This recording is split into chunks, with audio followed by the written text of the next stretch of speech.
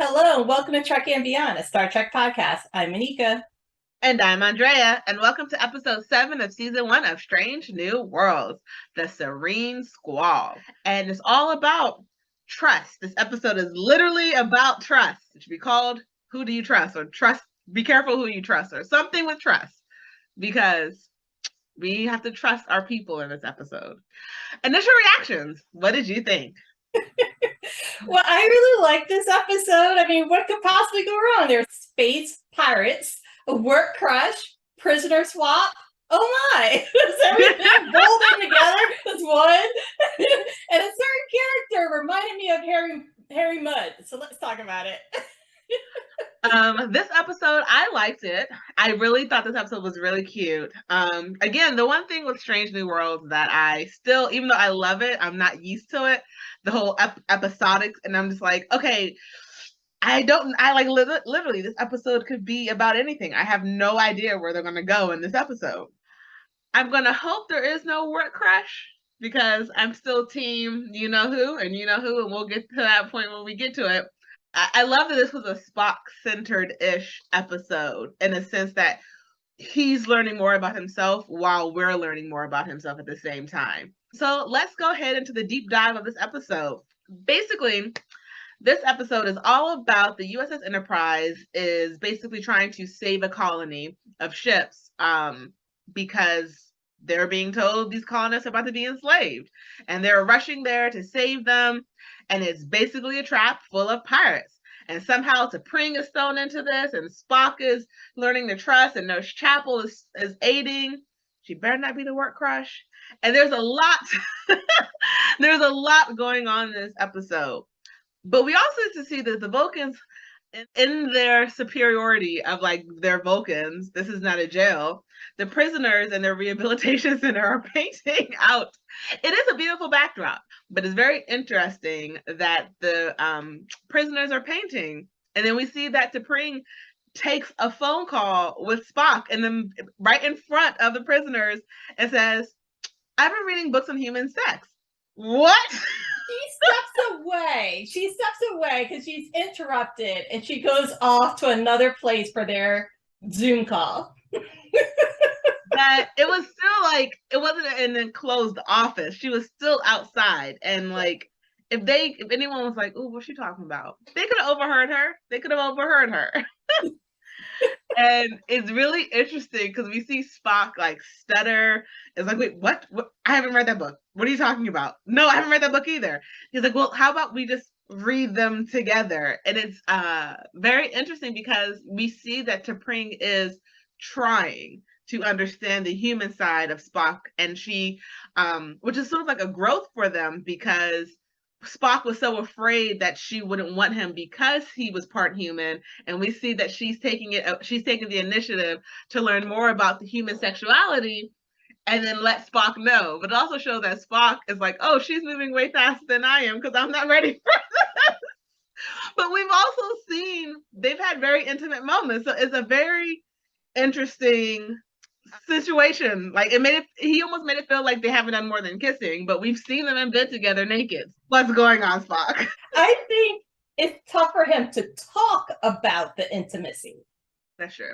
Which is sometimes different than actually partaking. There's a level of vulnerability there when you're talking about that. And he's also still coming to terms with his human side, let alone there might be additional urges and feelings. And that's what she wanted to explore with him, like his feelings and needs, because she's realized that the human sexuality is a lot different than Vulcan sexuality. And he hasn't studied up.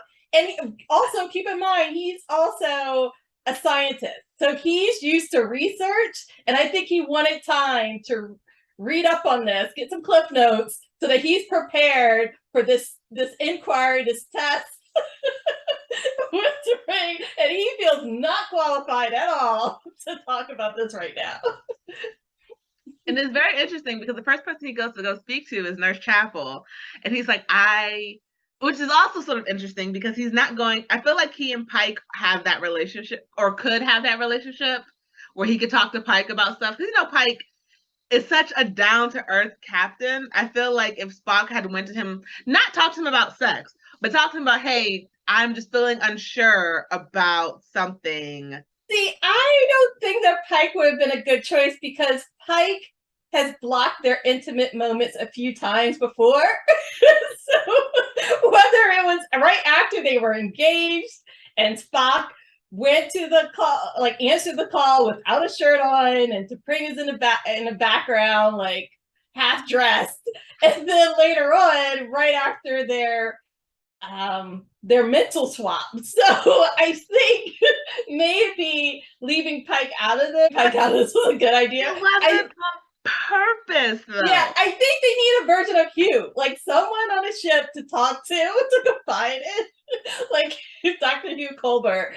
We haven't met anyone, a male person, for him to confide in yet. That I think. Like, I understand where you're coming from about Pike, but I have to disagree because it wasn't as if he stopped them because he doesn't want them to be together.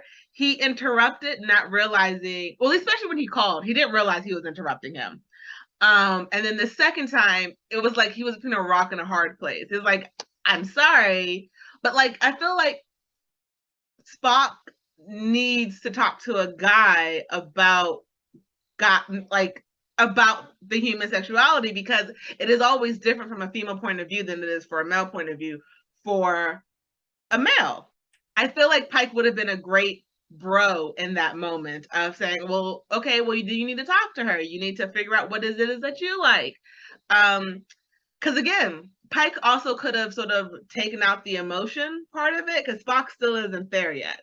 Or he could have figured out how to help him branch it. Because just because he sort of cock-blocked before, it wasn't intentional. They were never intentional, as in like he's against it. So that's why I'm saying, like, I think Pike would be a good one, because he's not against Spock finding love. It was just like at that moment, work sort of came first. Right. Ultimately, I mean, Pike's his boss, right? And then second of all, Spock kind of got in trouble because T'Pring, when Spock answered the call and Pike asked, well, were you in the middle of anything? And Spock said, oh, no. And I remember T'Pring was highly upset that he answered on her behalf and didn't talk to her about this choice to have this conversation.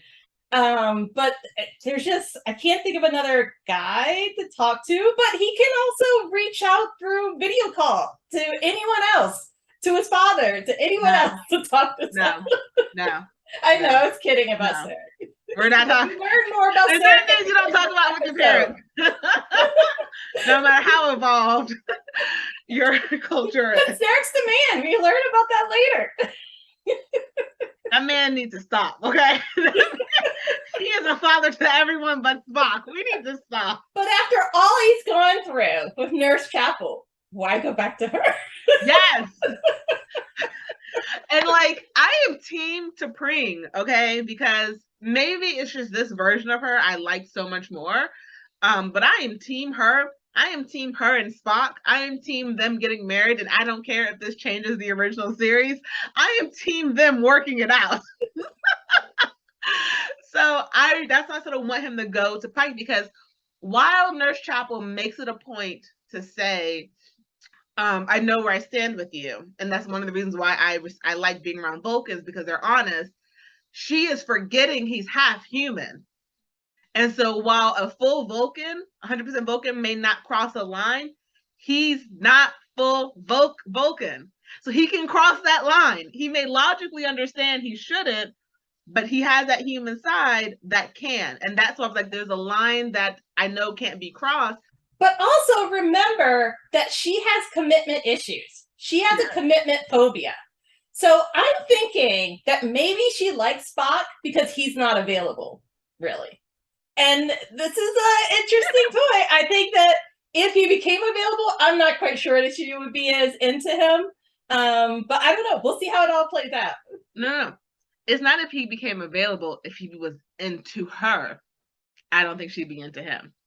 Because even if he was available and still not into her, she would still like him. Because you're right, she does have commitment issues.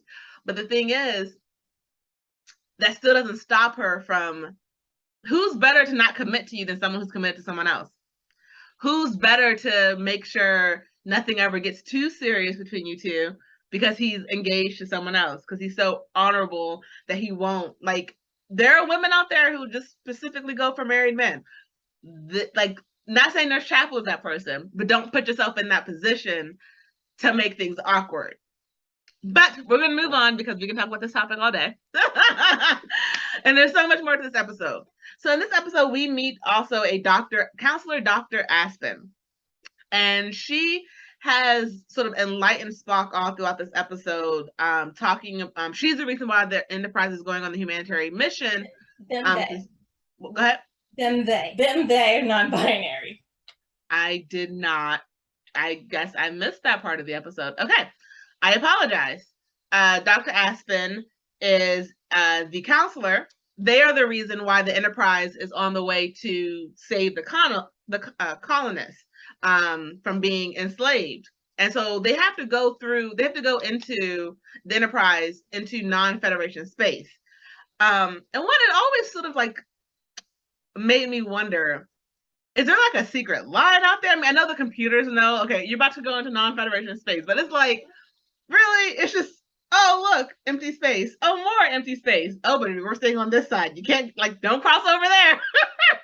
It's like, if you're so close to the edge, why is there no one, like, guarding the edge, you know? I feel like it should be like a border. Maybe because we live on a planet where there's like full borders and we know when we're crossing over. I was expecting to see a sign that says, you are now entering non-Federation space.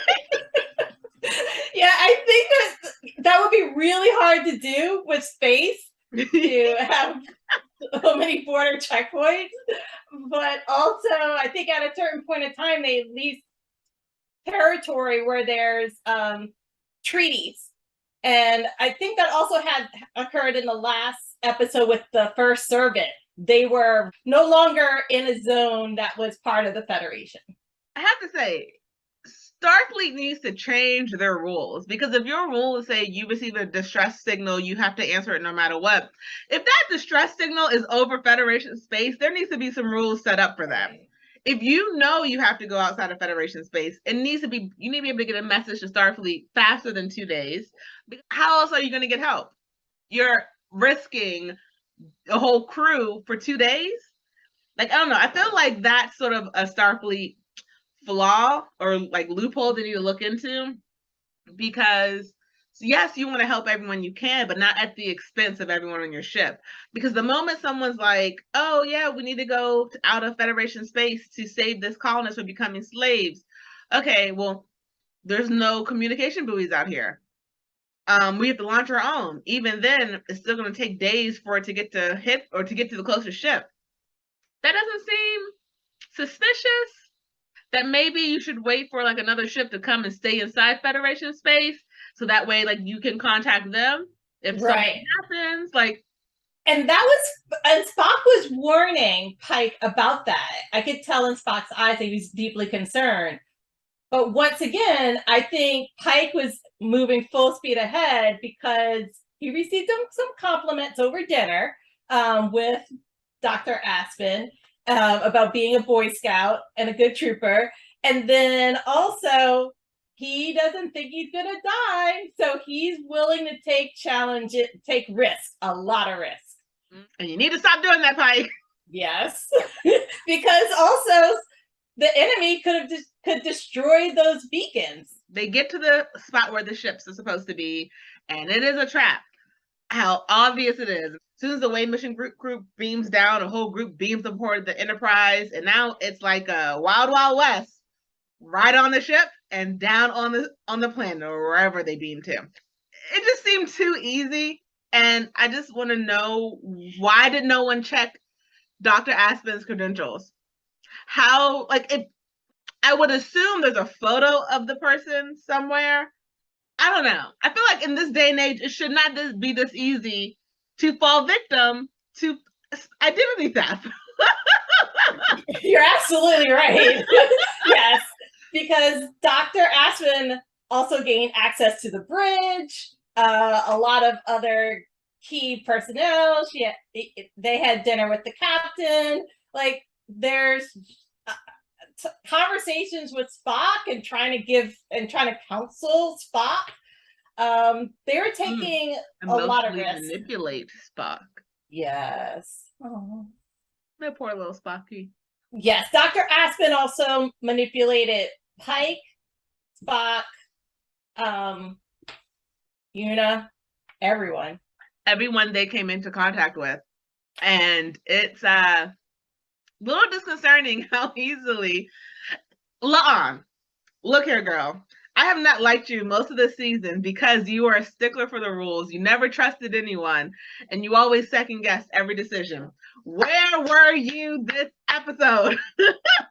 Where was that distrust? Where was that distrust and worry about this person? Right. Well, Leon and number one did not want to beam over to the Squall but Pike insisted. That's the only thing I could think of. No, I meant about Dr. Aspen. Like, did no one right? But they could have also have helped to, I don't know, to stop the several sequences and stuff to get to that point. Dr. Aspen was also kind of telling them how to maneuver around that web.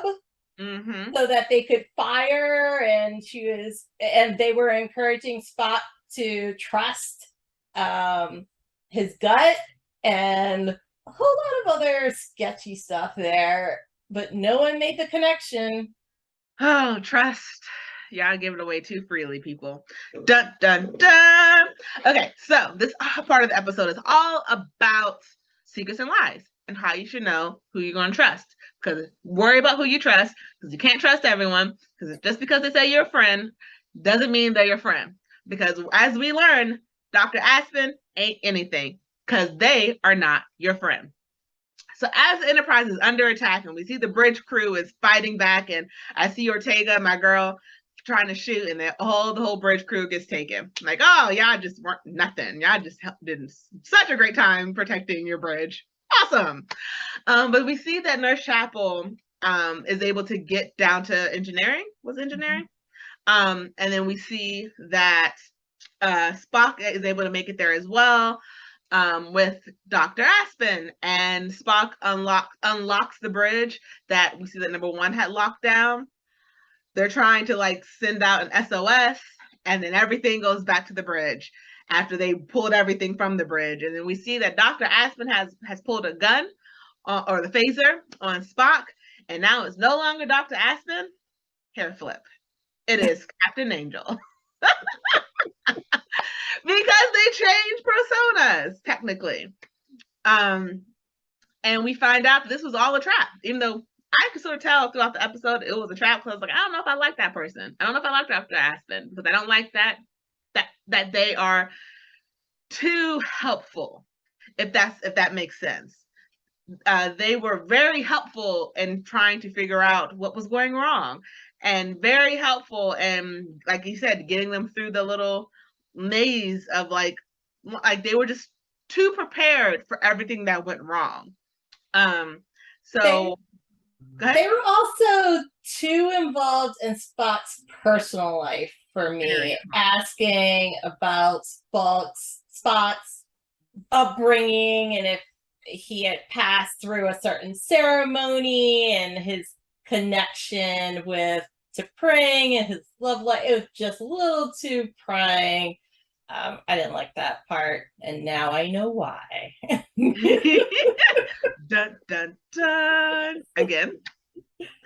And so we see that Captain Angel calls T'Pring and basically says, hey, look, girl, we got your boo thing, okay? And we want you to release this prisoner, or we're going to kill your boo thing. And Spock's like, don't do it, T'Pring. Don't do it. And Captain Angel shoots him in the back, like the little wimp they are. Because how you going to shoot someone in the back? That's just rude.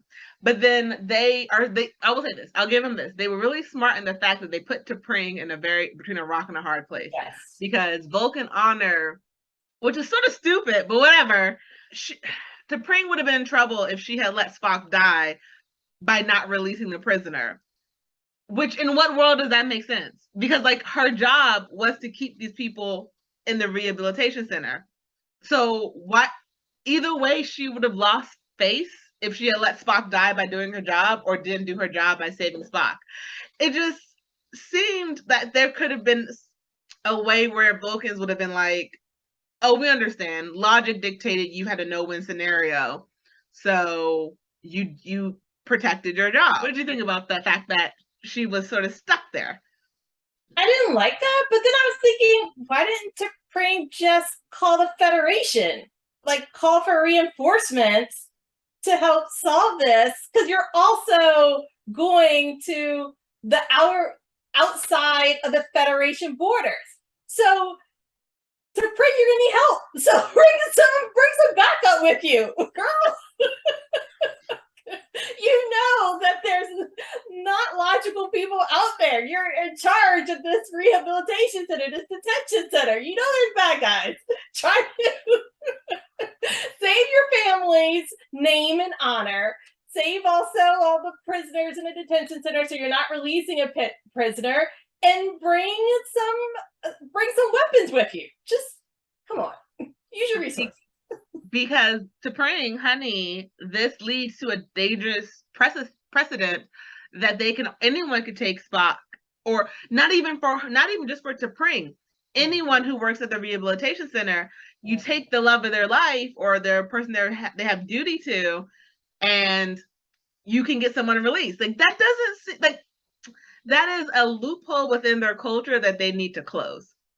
They need to close that loophole of honor. And I understand it's very important to them, but like, hey, if you have a job where you can't just throw it away for your honor, people are not going to judge you if you have to make a choice like that, you know? Right. Why not? She should have just called Sarek. Just call Spock's dad. We know Sarek loves Michael more. Like or Amanda. Amanda could have shot this down. Amanda. Yes, she should have called Amanda, because Amanda would have been like, oh, I'm hurting. Let's go. Let's go. I gotta save my baby. Bring back my baby. I can see Amanda like, look, honey, let's square up. I'm from Brooklyn. Let's do this. Amanda is like, you don't touch my son, I will wreck all of you. So yes, T'Pring should have called Amanda and be like, yo, I'm stuck between a rock and a hard place. This crazy person has your son, the love of my life, but I can't do anything about it. You've already proven that you'll break the law for him before. Yeah. Break the law for him now. But we see that Spock, he apologizes to Nurse Chapel before he does it. He's like, just follow my lead. He's an awful liar, by the way. Spock just cannot lie. It's so sad. It's so adorable. But he goes into a sort of like, T'Pring, I've lied to you. I'm in love with someone else. I've been cheating on you. Everyone can tell that's not really happening until like Nurse Chapel kisses him. I will say this. I'm not mad at the kiss because I know why it happened, and I knew it was to basically fool everyone, even though it didn't really fool anyone, but it was enough for T'Pring to be able to break their bond. And I get, like, I'm not mad at the kiss, I'm mad that it wasn't me. But I will say this, though. I saw a little too much passion in that kiss. Yes. I saw a little too much passion in that kiss. And I cannot tell who I saw more passion from, him or her. Yes. I'm also surprised that Captain Angel allowed that to happen and linger. That was a pretty long kiss. I think they were just sort of shocked that, like, I don't think they were expecting it. Yeah, use the phaser again. But then, like, T'Pring is like, okay, we're going to go ahead and we're going to break our bond. And then they go ahead and break their bond. That's when I would have cut off the video. I wouldn't have let them finish, like, because as long as they didn't say the words to each other, the bond was still there, regardless of how they felt. And the whole separate side story of this episode that I haven't touched yet because it's just hilarious, I want to talk about it all at once. We see Captain Pike and the away crew sort of arrive. because while they're on their away mission and they are on the Serene Squall, they get fed some food that tastes awful, that it looked disgusting. Pike ends up cooking for them. Pike ends up cooking for the pirates, cooking them good food, and he's like, "We're gonna start a mutiny." So another set of lies and mistrust using it against them. But I was also thinking of Pike, just put them asleep, like, I don't know, put them, like, mix up a concoction. But that just shows how like charismatic he is, because like he was there for a couple hours and turned everyone against the fake captain. But this is before we knew that who Captain Angel really was. He is able to commandeer their ship, their bridge, and like come and like attack the Enterprise so much to say, and it's like, hey, get out my chair. That was a bold line. He's like, get out of my chair. But we see that they were premature in grabbing the bridge because the mutiny was still going on. I will say, I liked the scenes of Captain Pike and the away mission just because we got to see him be able to put on the charm to the bad guys. Because normally we see him put the charm on as he's negotiating like peace and stuff. It was nice to see him sort of like have fun. You knew he was having fun in what he was doing and the little strings that he was pulling with these people. Like, it was work. So, okay, I gotta save my crew's life. But at the same time, you knew this guy was having so much fun in what he was doing. Yes, and you could tell that he has tried this before with number one, and they were successful in the past, and they were just using the same trick, and evidently it works time and time again. But they were pretty close to being sold to the Klingons, so I'm glad they were able to work this out. Which I have a question, because aren't the Klingons friends of or at least not enemies? Off of Discovery, it seemed like they weren't. So I'm like, I know it's like we're not friends, but we're not enemies. So like, well, yeah, and unless people tried to use, and she was actually successful at using political asylum to leave. And so, and she also felt threatened with the Klingons. We also tried to blow up their, the Federation tried to blow up their planet, Giorgio. Yeah, so maybe Kronos. So maybe they're just still not on really good terms. I just thought like, I thought they were like on a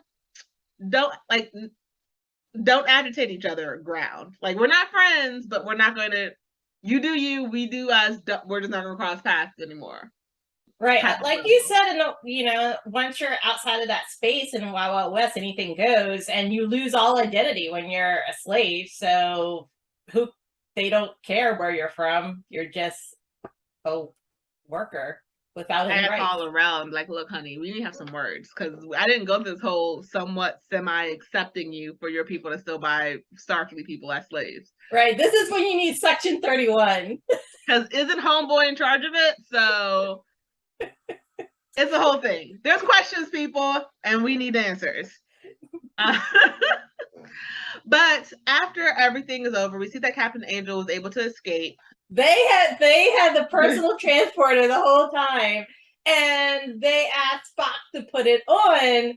They left their crew on the bridge and just left on the shuttle. Yes, that was a slick move right there. Like, peace, I'm out. So I think they will return at some point in time. Oh yes, they have to get their man, and they look like a fighter. Yes. So then we also see T'Pring comes to Spock's quarters, and I know Spock is worried. He's worried because I know he cares about T'Pring, which is why I'm still team T'Pring and Spock. Really, I'm just team T'Pring because that chick is bad. They take part in the bonding ritual, and they kiss. And this is where my issue lies with Spock right now, because the kiss that I will say this: I am very happy that T'Pring was smart enough to understand it was all a ruse. She was like, "Duh, I know my worth.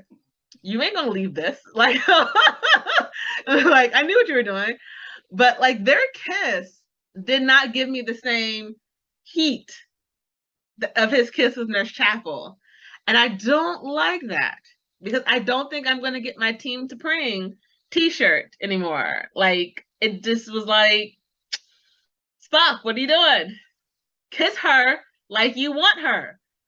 Because you kiss Chapel like that. Or maybe it was all Chapel. I don't know. I need y'all to kiss more. Like, and mean it. But we see that Spock goes to apologize to Nurse Chapel. And Nurse Chapel sort of like lets him know again that I understand you're an honorable person. One thing I know about Vulcans is you'll never, like, I know you don't want me, so we're good in being friends. And you see in Spock's eyes that he doesn't really agree with her. That he does, I think he does have feelings for her, but not as, like, and it sort of worries him and scares him. And then we learn that the prisoner that Captain Angel is trying to free definitely shows that Sarek was a Rolling Stone. Wherever he laid his hat was his home. Because apparently it's Spock's half-brother, Sybok. By another, yep. Brother by another mother. And I love how Nurse Chapel's like, wait. Isn't Sarek your father? And Spock's like, yes, Sybok is my half-brother. I was told to stay away from him because even though he's Vulcan, he has he's walked away from all logic. And he's using a different name, if I understand correctly, and that's why T'Pring did not know, and it's a secret. So, family secrets and drama. Woo-hoo, I like it. Who can you trust? But now that Spock knows this, is he going to keep this a secret from T'Pring? Is he going to share this information with her? Will she be upset if he doesn't share? Plot thickens. Like, does she know that he has a half brother and just doesn't realize the prisoner is him? Because the way he said it, he didn't say it as if it was some huge secret. It seemed like it was something, because he said it so easily, like to Nurse Chapel. Like, yeah, Ambassador Sarek had a child out of wedlock. And, having a child out of wedlock, quote unquote, could be like a known secret. Like, you know it, you just don't talk about it. So, like, I wonder, do people know that Sarek has another child and they just don't talk about it? And maybe T'Pring doesn't realize that's him, but knows that Spock has a half brother. What do you think? I don't think she knows at all. I think this is a family secret because, I don't know, I think there would have been some other information I was given as soon as the prisoner swap was announced. I'll say, unless she doesn't know the name, because he was going by a different name. You're absolutely right, because also T'Pring and Spock were promised to each other when they were very young, so like around 8-7. So I think that they should know this information. I think this puts Amanda in an awkward position too. Well, I think he's older though, right? Like, as long as he's older than Spock, like before their marriage older, I'm going to give Sarek a pass. If he's not older than their marriage, we got some issues. And we're going, because you already proved you're a crap father sometimes, dude. Like, don't be a crap husband. Like, I need you to be good at something. Maybe you're just good at being an ambassador. Right. He was traveling a lot. Traveling as an ambassador, and there were several times in Discovery we were wondering where he was when Amanda was out helping to save Spock, and who knows what else Derek was up to at that time. If you're not having no more kids out there, I will cut you, honey. But even though Nurse Chapel stated that she doesn't have feelings, that she knows where she stands with him, I think it's hard to turn that off, for her to turn this off. So I think that this work crush will linger. I don't think that she might do anything to, I don't know, to hurt their relationship, but she could daydream about him and things, touch him casually if there's like an exam or something like that. Hands to yourself. Stop it. I like this T'Pring, and I want them to work out. So, what are your final thoughts of this episode? I really like Ortega's in this episode between the first date. Is this a first date or a third date? Blind date. Kaboo. I thought she had some really good one-liners in there to lighten up the air. I would like to see an episode featuring her. I thought that was just really cool. I like it when there's also other characters that are just have a spotlight. I miss though Ahura. I didn't see her at all in this episode. Not even when on the Serene Squall, she wasn't in that containment area. So I hope she's still on the ship. I hope she's okay. I missed her there. And I miss Hemmer. I didn't see him from engineering around. I was hoping he was going to be there in the background when Spock, Nurse Chapel, and Dr. Aspen were there. I was hoping he could jump out and help save the day. So it's a little weird when characters leave the episodes. So I hope they stay, especially these main characters stay on board. I'm really starting to get connected to them. And yeah. Because also there's a lot of secrets that need to come out. Maybe, she was on vacation. I don't know. Yeah. I didn't really miss her this episode. I have to say that.